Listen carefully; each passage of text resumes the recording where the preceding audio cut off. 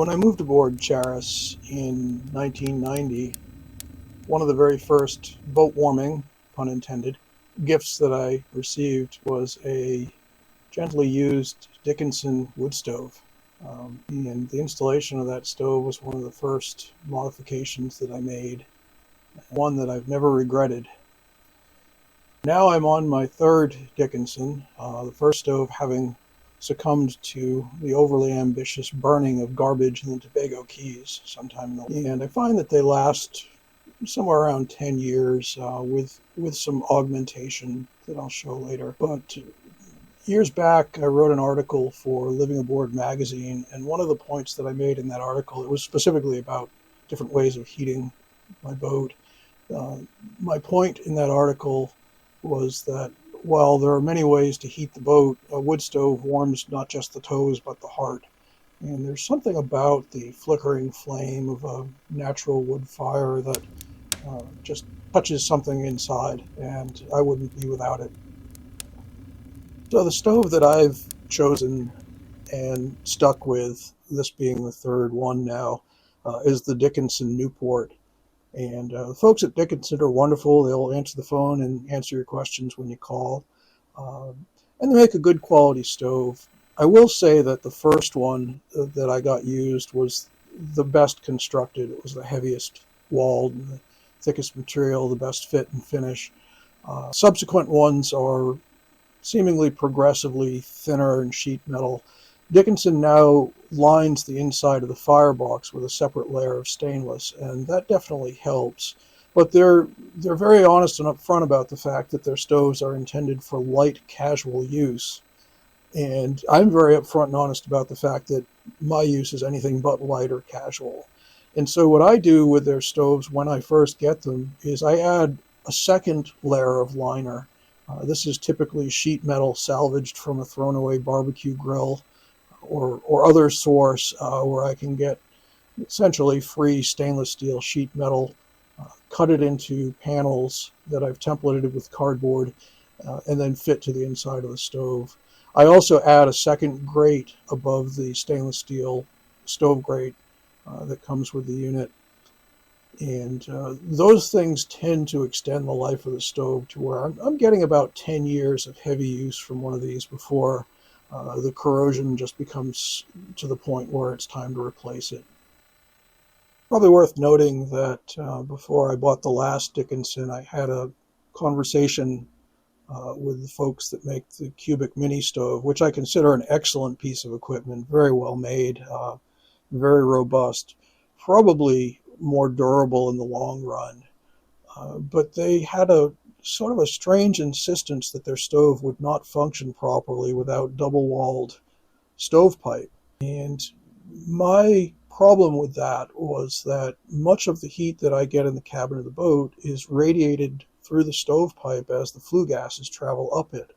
And so while the double-walled pipe would probably pull a stronger draft from their stove, it would also carry more heat out of the boat in doing so. And my point was that if they weren't sure that the stove could work as the Dickinson has, then I wasn't willing to make the alterations and change to a different model. So I stuck with what I knew worked.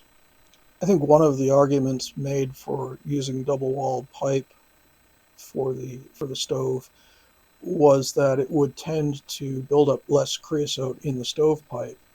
And while that is very definitely true, again, that's at the cost of producing less heat in the cabin the entire time you use it.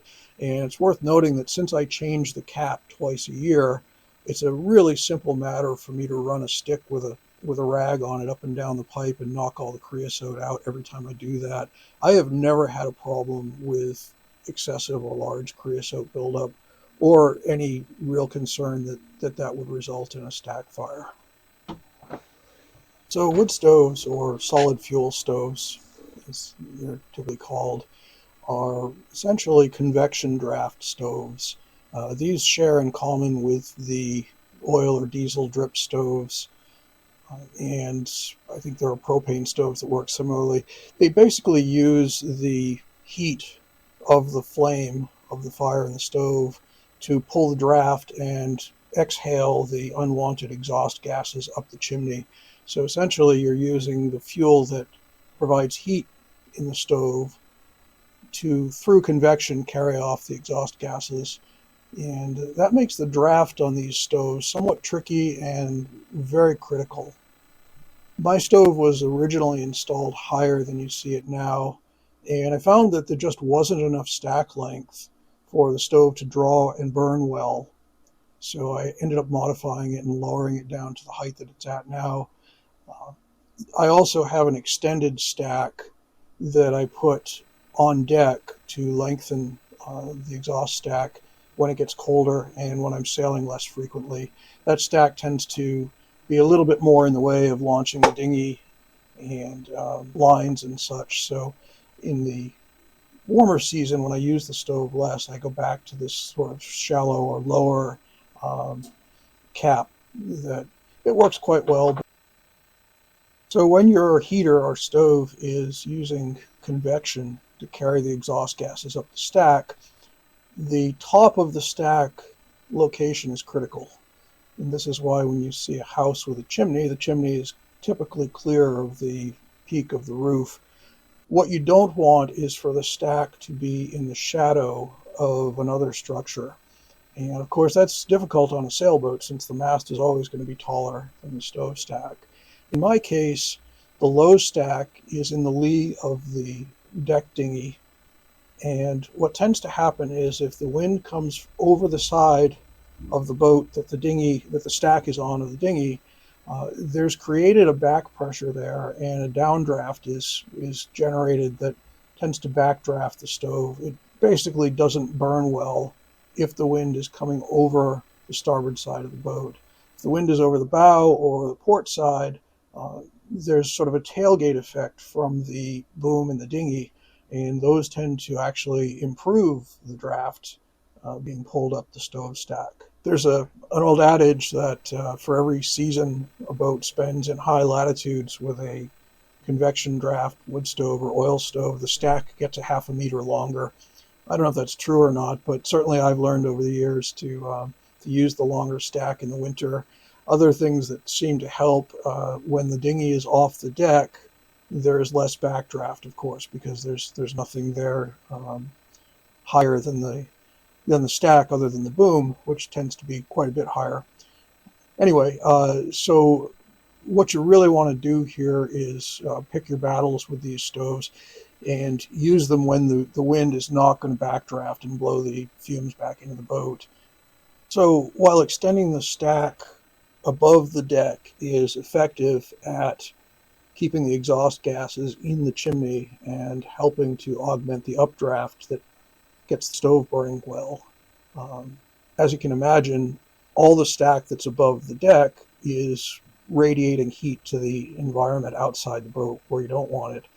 So the goal with one of these stoves, if you can do it, is to mount it as low as possible so that all of that stack height that's generating updraft for the stove to burn is also radiating heat inside the boat.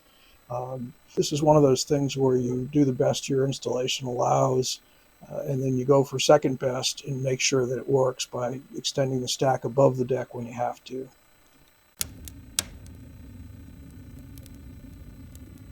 You might also notice that I have two different caps. The low cap is a round cap without any sharp corners or edges to catch lines or sheets. The winter cap on the higher pipe is an H cap, or pair of pants as it's commonly known. Those are reputed to work better, and I think it does work slightly better at preventing backdraft, though I can't scientifically prove that. It does work well, I'll say that, with the extended pipe underneath it.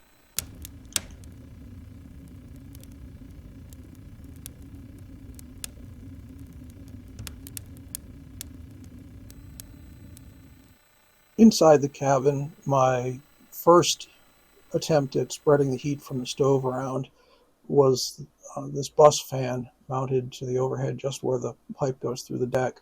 And it works well. It generates quite a bit of draft and tends to even out the heat in the cabin from the stove. The problem with it is that if you leave the stove burning, you either leave that on until after the stove burns out, or you turn it off and don't get the heat distribution for the last amount of time the stove's burning. These heat-powered fans that you see now lower here, sitting right on top of the stove, are fantastic.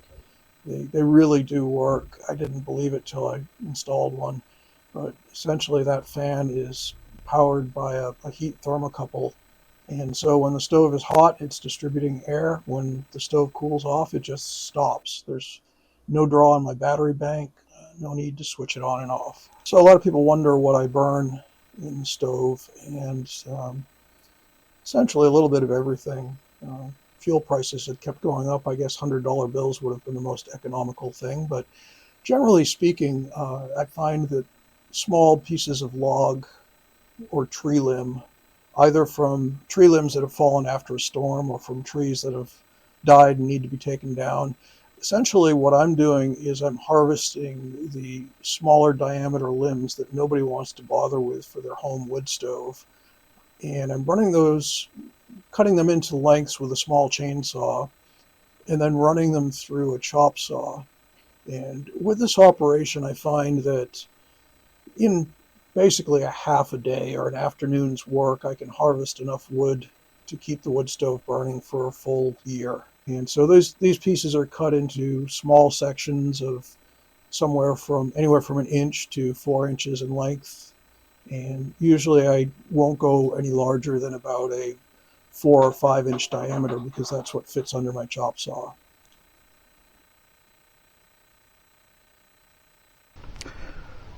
So, a brief introduction to that which makes the wood stove work.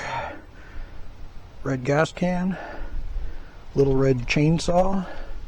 This little Home-Light chainsaw, by the way, is 35 years old, has rarely skipped a beat. I think I've cleaned the carburetor once. And for the tiny amount of fuel that this thing burns, it has harvested an immense amount of heat in the form of fallen limbs. And in this corner, to speed up the operation, I've learned not to try and use the chainsaw to produce the final small, tiny logwood, but I've got this Metabo chop saw that makes pretty quick work of turning limbs into little tiny logs. And today we've got this apple tree that's been dead, hasn't sprouted a bud in 3 years now, so it's time to take the limbs down. May leave the trunk, that's too big for me to burn anyway, and I don't know, might work okay as a clothesline for a while. So today's task is to start limbing that and processing dead apple wood into good firewood.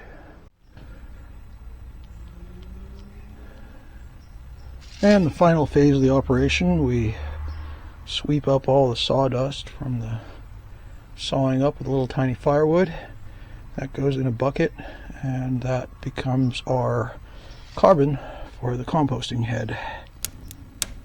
I suppose it's a matter of perspective, but to my way of thinking, there's very little that makes a cozy, warm boat cabin cozier and warmer on a cold, windy autumn or spring day than being down below with the flickering glow of the wood stove and the heat emanating into the cabin from it. There's just something about that form of heat and warmth that isn't produced by any of the other heaters that I've experimented with. Well, that's my story, and I'm sticking with it. I do love my little wood stove. And thanks for coming aboard today. I hope you're warm and cozy in favorite harbor and a beautiful place, and we'll see you next week.